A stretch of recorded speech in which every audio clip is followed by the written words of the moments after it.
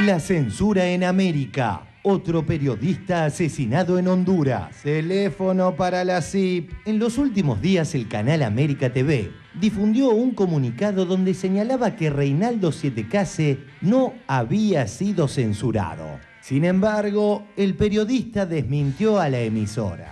Hoy o ayer, América salió a decir que todo lo que decía Siete Case era mentira. Reinaldo, contanos un poco qué fue lo que pasó. Que tengo una gran ventaja, ¿no? Los que me dicen mentirosos son Vila Manzano y Francisco de Narváez. En realidad hicimos una entrevista como había que hacer la entrevista.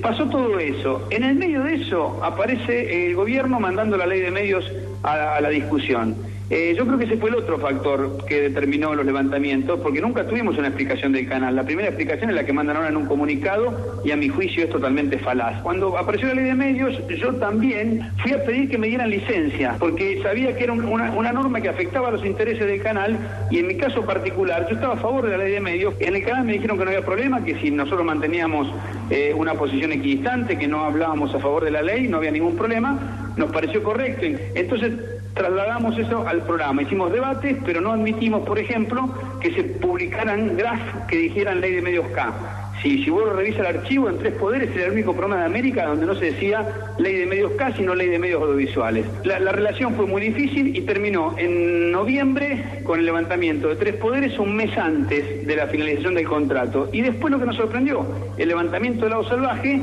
y a tal punto se puede ver que esto fue un castigo, que incluso en el caso mío hasta una persecución, que levantaron mi columna en el ET8 de Rosario, una columna que yo hacía desde el año 98. ¿Y ese medio a quién le pertenece? Al grupo Vila Manzano. A ver, de eso no dice nada el comunicado. En el canal todo el tiempo me decían, ¿sabes qué? Que yo era el periodista más confiable que tenía el medio. Y a los 6 meses me tiraban por la ventana. Claro. Algunos dueños de medios en Argentina son capaces de hacer mal el producto, de congelar a un periodista, de levantar un programa, pero no porque están haciendo las cosas mal, porque a lo mejor no defienden los intereses y los negocios que estos dueños de medios tienen y que no están directamente ligados al medio, porque ese es el gran problema. Acá tenés un montón de empresarios que están más interesados en comprar una petrolera, en ver cómo hacen para quedarse con una licitación de una telefónica, que en hacer periodismo. Y eso me parece que confunde todo, ¿no? Uh-huh.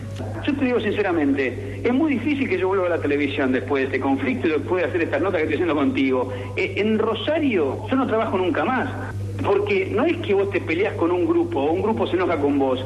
Y cuando el grupo es tan poderoso, ningún empresario se atreve a llamarte. Esta es una ley para muchos años.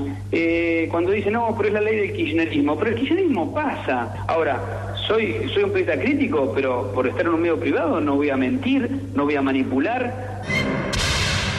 ¿Denunciará finalmente la CIP este grave caso de censura? Hace unos días, en Honduras, mataron a otro periodista. Nuestros medios hegemónicos, como en los 8 casos anteriores, vuelven a ignorar el tema.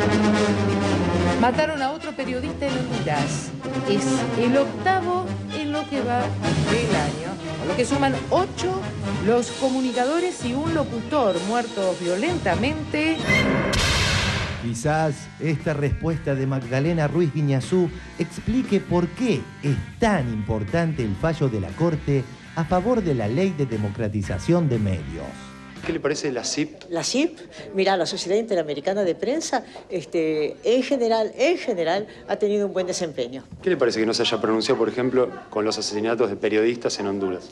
Bueno, eso me llama la atención, pero en este momento estoy muy ocupada con lo que está pasando en el país. No quiero hablar de temas internacionales.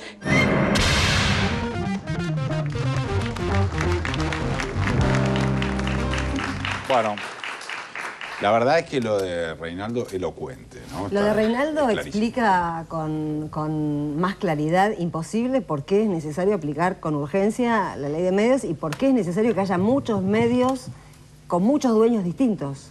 Cosa de que uno se pueda ir de un lugar porque disiente con su línea editorial y encontrar otro lugar donde trabajar. Es así de sencillo. Félix, ¿alguna reflexión sobre este tema? ¿Te parece...?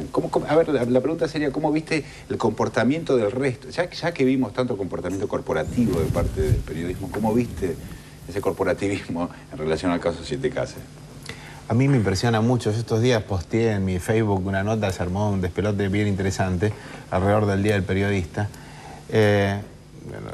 no viene al caso qué cosas decía en extenso, pero a mí me llama mucho la atención, porque no pertenezco a ese medio, pero conozco a muchos periodistas, cómo hacen para convivir los que gestan un medio, porque al fin y al cabo los periodistas de TN, los periodistas de crítica, son los responsables de que todas las mañanas, esas madrugadas, tuviera ese diario un contenido. ¿Cómo hacen para convivir desde sus convicciones personales, profundas, éticas, frente a la indicación de la manipulación? Porque ya no estamos hablando de la posición editorial de un medio, vos sos un trabajador, tenés que, a veces no podés elegir en el medio en el que trabajás. Ahora, cuando vos sabés deliberadamente que se miente, que se dice de la ley de Onganía para hablar de una ley que crea una institución de abogados del Estado, que el Estado litiga con esos abogados, digo, cosas burdas, groseras, una porquería, verdaderamente. ¿Cómo se hace para convivir en ese sentido? Hay una curiosidad, y va, una es una curiosidad de un tipo que no es de ese palo. No, te entiendo, pero hay una característica que es que yo, por lo que veo, por las firmas y demás, y por los titulares, es más una cuestión de responsables, de editores, o sea, de editores responsables. Es que a mí me causa gracia, porque vos decís, yo no soy del palo, y el gran problema es que los dueños de los medios tampoco son del palo. Claro. No les importa el periodismo. Y esto es un problema de las democracias modernas, ni siquiera es un problema argentino, ¿no? La globalización del capitalismo ha hecho que los grandes medios periodísticos se dediquen al mismo tiempo a otras cosas y están más interesados en defender esos negocios a través de sus medios de comunicación que de hacer periodismo. Y es muy interesante lo que dijo de contenido, si querés.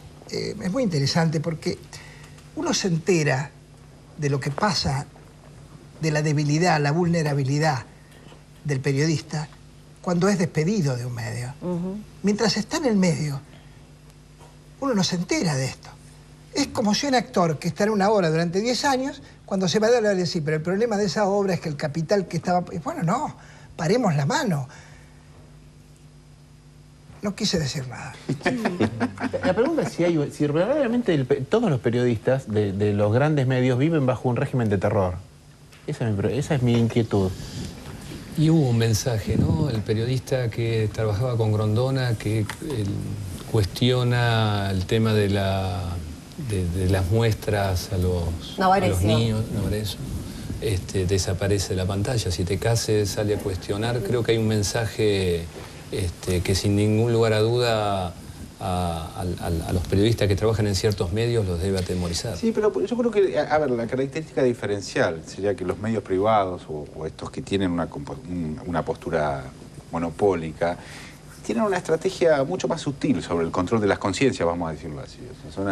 Es un dispositivo mucho más complejo del que nosotros suponemos. Así que para mí, y es una interpretación, también una opinión, se asienta mucho más en la explotación de la banalidad de las figuras periodísticas que en el componer, digamos, un discurso ideológico que cale con los intereses. Me parece que es más bien un manejo de personas. Esto es lo que estoy planteando claramente alrededor de cómo se articulan esos intereses. De la vanidad, decís. Sí, básicamente, el protagonismo. Básicamente, qué bien lo que estás pensando, qué bien lo que estás diciendo, bueno, qué bien cómo estás escribiendo, cada vez estás titulando mejor, te voy a aumentar el sueldo, y ¿sabes qué? ¿Por qué no usás chofer? ¿Y por qué estás viviendo en esa casa? Exacto. Etcétera, etcétera. Entonces me parece que eso convierte en realidad a la estrategia privada en más sofisticada, es mucho más difícil de desarmarla y de desandarla para encontrar digamos, el comportamiento más concreto, ¿se entiende? ¿Engordando el pavo para Navidad? Claro, bueno, convive muchas capas, ¿no?